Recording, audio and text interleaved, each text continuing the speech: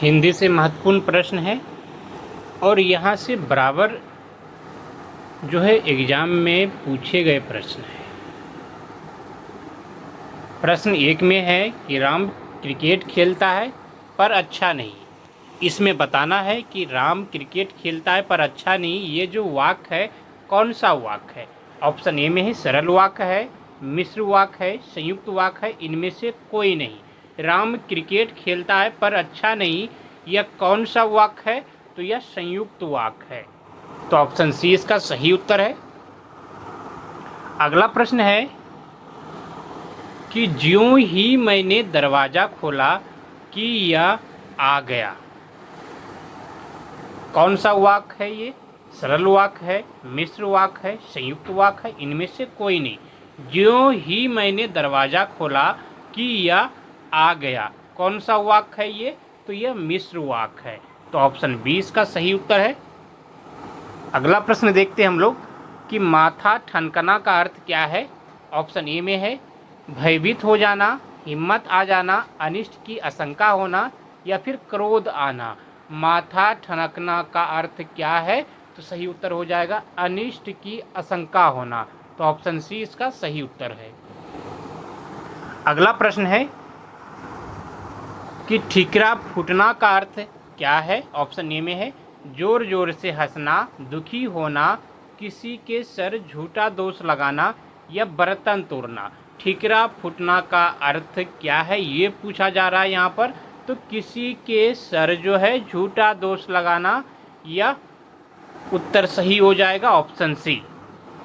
अगला प्रश्न देखते हैं हम लोग कि उलटफेर होना का अर्थ क्या है। ऑप्शन ए में है करवट लेना,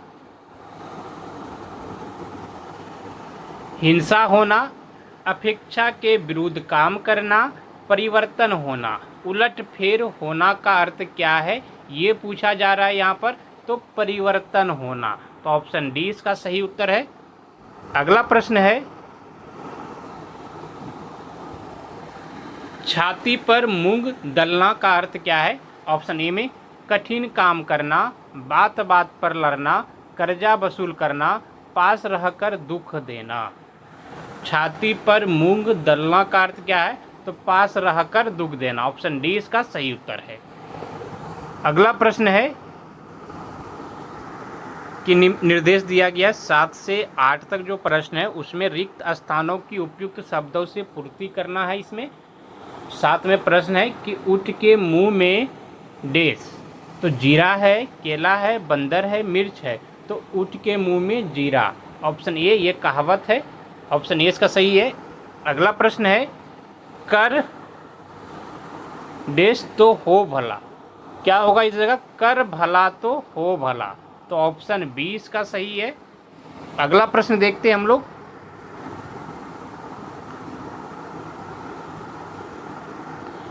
निम्नलिखित में से वाक्य के शुद्ध रूप का चयन करना। इसमें बैल और बकरी घास चरती है। बैल और बकरी घास चरते हैं। बैल और बकरी घास चरता है या फिर बैल और बकरी घास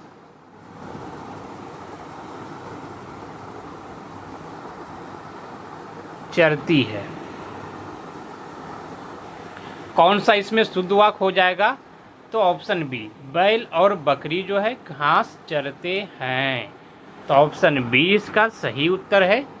अगला प्रश्न देखते हैं हम लोग कि गुलर का फूल होना का अर्थ क्या है। ऑप्शन ए में है कभी कभी दिखाई देना, स्पष्ट दिखाई ना देना, कभी भी दिखाई ना देना, व्यर्थ की बात करना। गुलर का फूल होना का अर्थ क्या है? तो सही उत्तर हो जाएगा कभी कभी दिखाई देना। ऑप्शन ए इसका सही उत्तर है।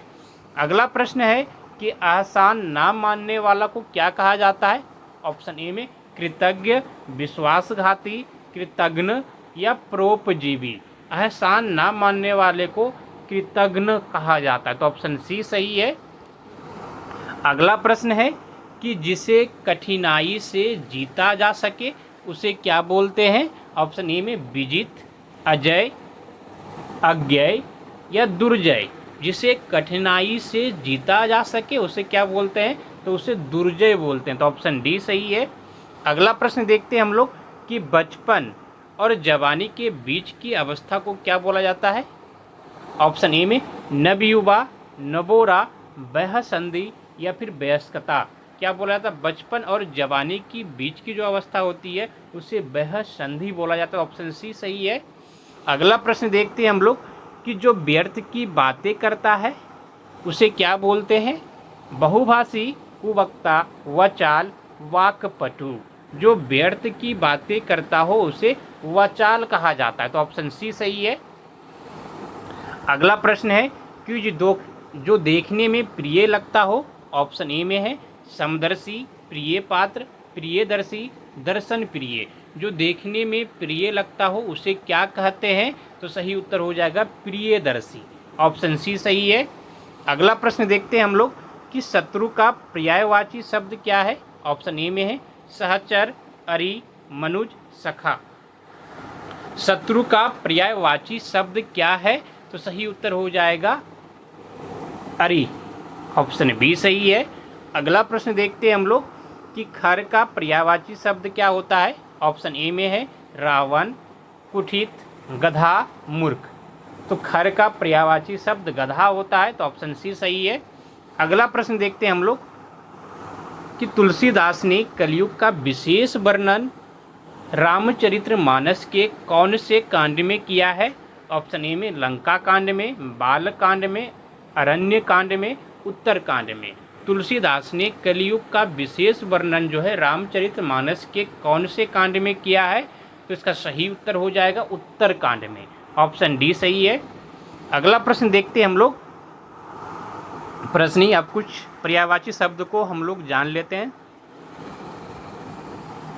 अंग का पर्यायवाची कौन कौन सा हो जाएगा। अंश, अवयव, भाग, खंड, हिस्सा, टुकड़ा। ये सभी जो है ये अंग का पर्यायवाची शब्द है। अगला देखते हैं हम लोग कि अग्नि का पर्यायवाची दिया गया इस जगह।